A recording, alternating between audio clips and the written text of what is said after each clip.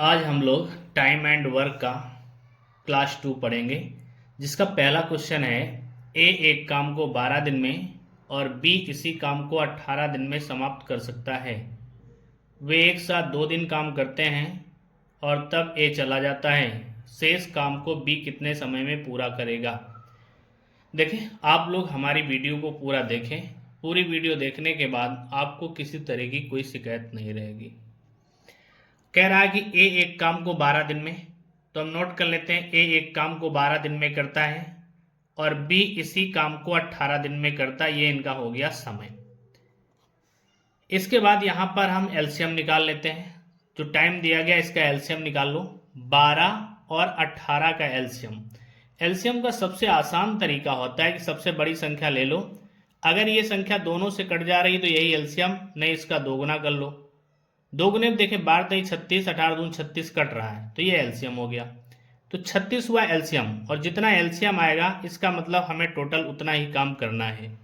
और time and work के chapter में हमने आपको पिछले वीडियो में बताया है कि एक फार्मूला याद रखना है, क्षमता का गुणा समय से किया जाए तो हमें टोटल काम मिलता है, कार्य मिलता है।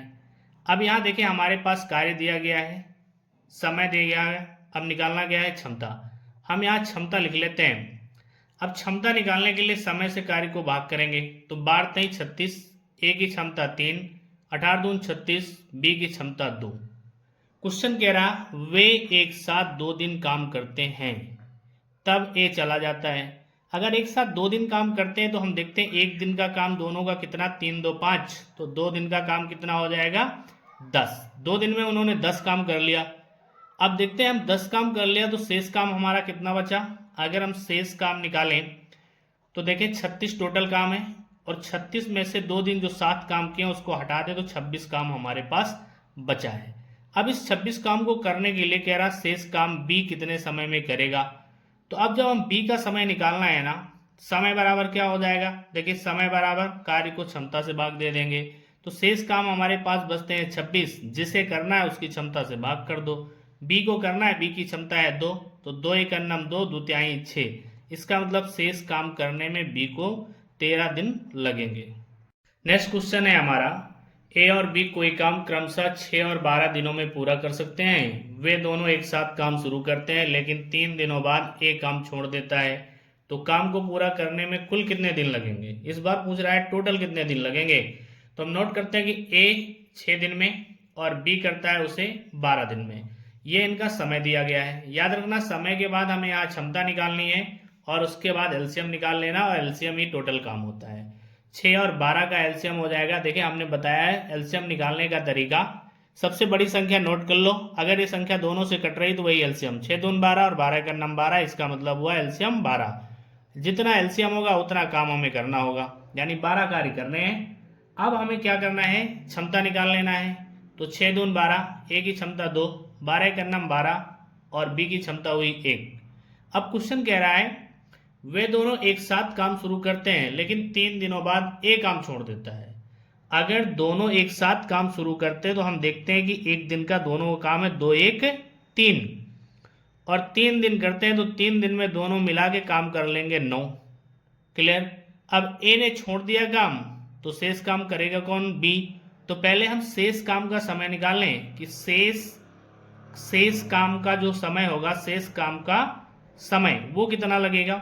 तो शेष काम बचेगा कितना, 12 में से 9 काम हो चुके हैं तो 3 काम शेष बचे, और बटे ए चले गया तो बी करेगा, और बी की क्षमता है 1, तो 1 से डिवाइड करेंगे 3 ही आएगा। इसका मतलब शेष काम करने में बी को लगेंगे 3 दिन। पूछ रहा है कुल टाइम यानी कुल समय, तो कुल समय जब हम निकालेंगे कुल समय, तो देखिए 3 दिन कंबाइंड वाले और 3 दिन जो बी अकेले किया, तो 3 और 3 इस प्रकार मिला के कुल काम हमारा चलेगा 6 दिन। यदि दोस्तों हमारी वीडियो पसंद आ रही हो तो इसे सब्सक्राइब और लाइक जरूर करें। हमारा अगला प्रश्न है, ए और बी मिलकर किसी कार्य को 30 दिन में पूरा कर सकते हैं। उन्होंने मिलकर 20 दिन काम किया और बी ने काम छोड़ दिया। ए ने शेष काम अगले 20 दिन में पूरा कर दिया। ए अकेला इस काम को कितने दिन में कर सकता है। देखिए इस क्वेश्चन को पहले हम आपको रफली समझाएंगे।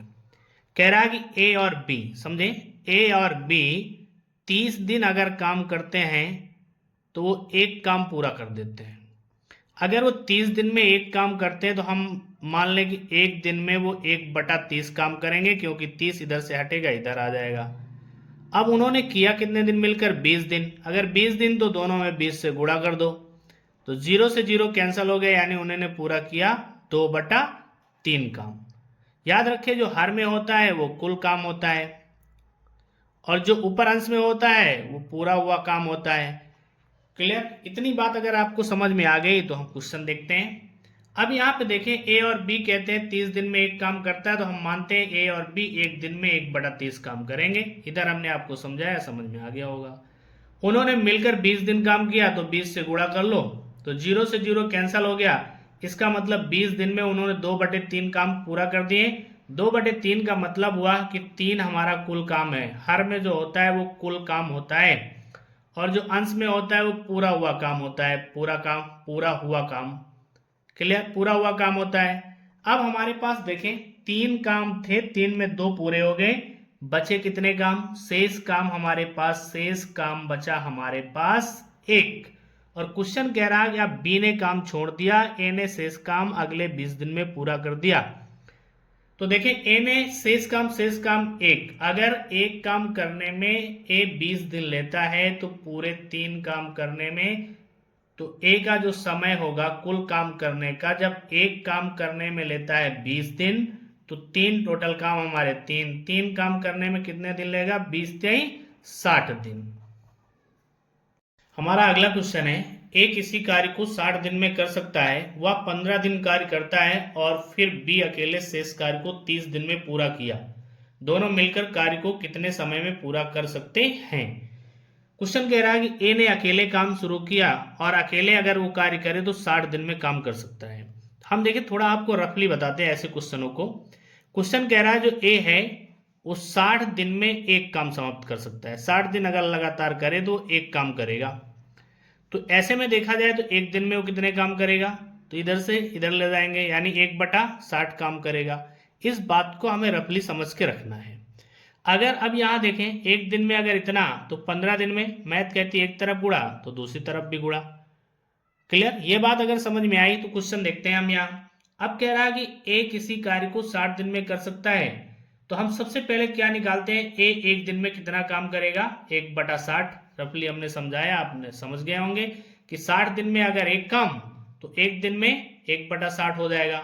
अब कह रहा है उसने काम किया 15 दिन, तो हम यहाँ 15 से गुणा कर देते हैं, तो 15 का नाम 15, 15 चौको 60। इसका मतलब 1/4 काम कंप्लीट हो गया। अब अगर 1/4 काम कंप्लीट हुआ, इसका मतलब है हमारा कुल काम जो है, कुल काम है 4, उसमें पूरा हुए काम 1, तो शेष काम बचा कितना? 3। और इस 3 काम को कहते हैं, इस 3 काम को फिर बी अकेले शेष काम को 30 दिन में पूरा किया।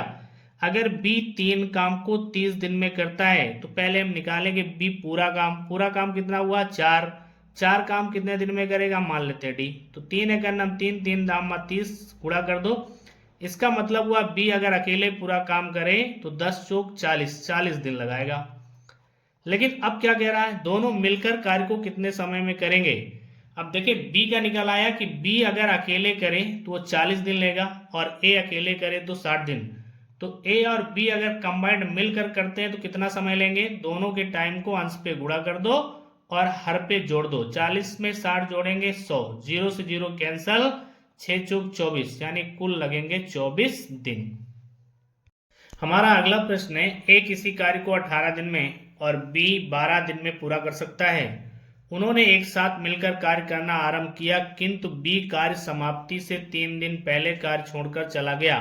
कार्य को पूरा होने में कुल कितने दिन लगे? अब देखिए इस क्वेश्चन में कह रहा है कि कार्य समाप्ति से पहले चला गया। अगले क्वेश्चनों में कहता था कि ए इतने दिन तक किया फिर छोड़ दिया। तो देखते हैं, सबसे पहले ए का टाइम नोट कर लेते हैं। ए 18 दिन में करता है और बी उसी काम को 12 दिन में करता है, अगर लगातार अलग अलग लगे रहे।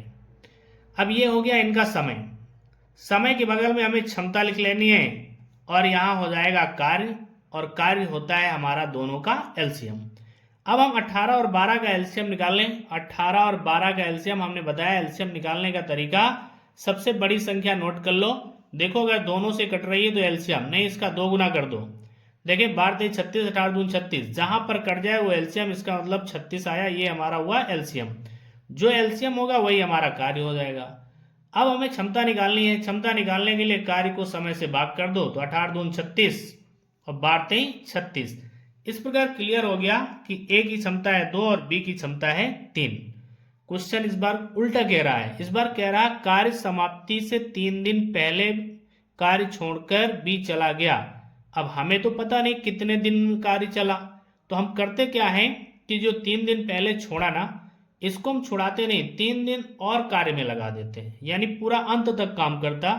तो कितना काम और करता, तो देखिए बी अगर एक दिन में, यानी क्षमता 3 है तो एक दिन में 3 काम कर रहा है, तो 3 दिन अगर वो और लगा रहे तो गुणा करते 3 से, तो 9 काम और करता। तो यहाँ पे 9 काम और हम जोड़ लें, तो इस तरह कहा जा रहा है कि कुल काम हो जाएंगे हमारे 45 अगर बी लास्ट तक लगा रहता।